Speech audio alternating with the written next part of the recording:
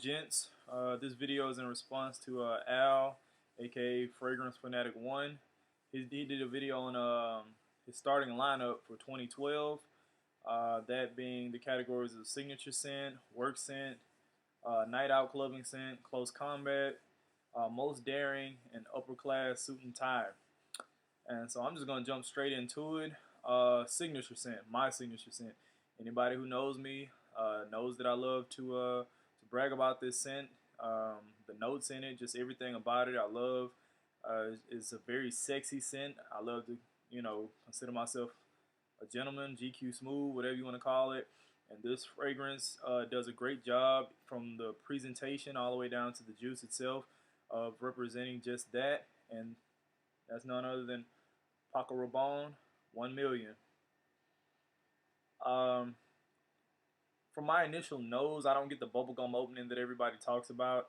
I just get just a really, really sexy fragrance. I mean, I know it has some cinnamon in it, and I know I'm a real big lover of cinnamon. A lot of fragrances that have cinnamon in it.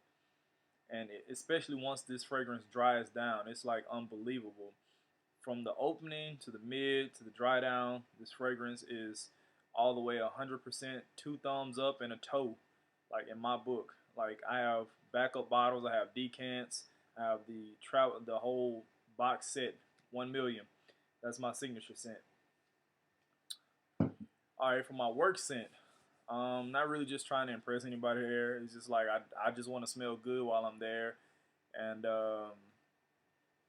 so I mean I kind of like to smell like clean, clean cut with not really just offensive. So my work scent, it's a safe scent. It was known as the high school panty dropper. It's a pretty cheap frag. I mean, you can't really go wrong with it. It's still like a really good fragrance. It's just that it's a lot of people out in the fragrance community. I think we've kind of like evolved from this stage in our life, or fragrance life, shall I say. And that being said, my work scent would be La de Issey Miyake. I think from the initial opening, I get like a citrus, lemony smell. But when it comes to the dry down just, to me, reminds me of laying on a beach and, I don't know, just like laying on the beach, relaxing with a glass of lemonade. It's just like a breath of fresh air. It's just like really, really, a really good fragrance. It's like soft and gentle, but at the same time kind of sexy, and it's kind of mysterious all in one. So, my work scent is La de Issey Miyake. My clubbing scent.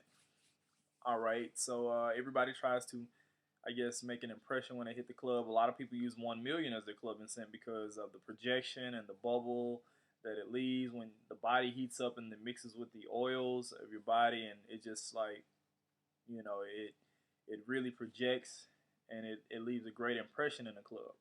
However, like I said, 1 million is my signature scent. Sometimes I will wear it to the club, but for the club, I kind of went a different route. I like this baby right here, La Nuit de l'Homme, because it's a dark fragrance, and dark not meaning bad. It's I think it has some cinnamon in it as well. It's just a really, really mysterious fragrance. And to me, like if somebody smelled that on you, they really wouldn't know what to think about you. I mean, other than the fact that you're just hella sexy. I mean, it's very mysterious. It smells good.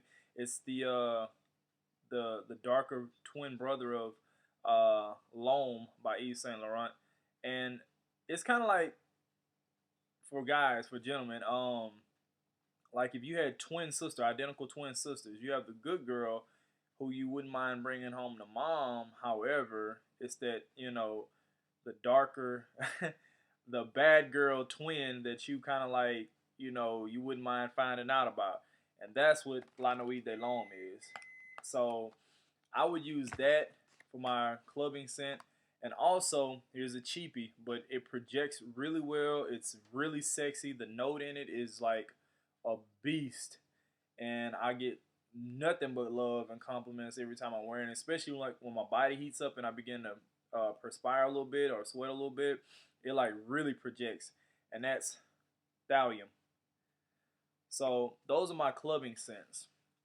Now, for my close combat sense, um, one in particular, I'm not really a fan of. Like a lot of the fragrance community, they talk about it. I remember I was watching one of the forefathers of fragrance reviewing, T.W. Westcott Tim, and this was his baby. But I'm honestly not that big of a fan of it. But however, I wear it because my wife absolutely loves it. Like she adores the shit out of it. And I remember when her friend wore it one time, and like she gave him a compliment on it, kind of like made me jealous. And because I was like, I got that fragrance, but I don't really care for it all that much. But a lot of people love it. I mean, it's not a bad fragrance. It's just that to me, have smelled a lot more better fragrances, if that makes sense. But nevertheless, I wear this simply because she loves it, and it gets a lot of compliments. However, it's just not my favorite, and that is Lamal. I know it has a cinnamon note in it, and I usually love cinnamon, but in this one, I don't know why. It's just a cheap cinnamon fragrance to me. I don't know. It's like cheaply done. I don't know. And yes, this is the authentic version. I bought it from the Navy Exchange, here on base, but I don't know. It's just this doesn't do it for me. I think if I'm fresh out of a shower and I want to smell fresh and clean, I'll put this on. Or like I said, if I'm in close combat, of course I'm gonna go to this because it just turns my wife on. But for a fragrance that I love for close combat, but she also loves as well, that I just adore, I'd have to go to my ace in the hole, Victor and Rolf Spice Bomb. Like I say, I love this fragrance. When I did my top 10, this was number one. The pink pepper in this, it's like I didn't think I would really care for like anything spicy, but this is like a soft spice, almost like still sweet. And the pink pepper really makes this. Like I mean, once you spray it, a lot of people say that this is a more refined and a better version of the 1 million fragrance by Paco Rabanne. I probably have to agree, just to an extent.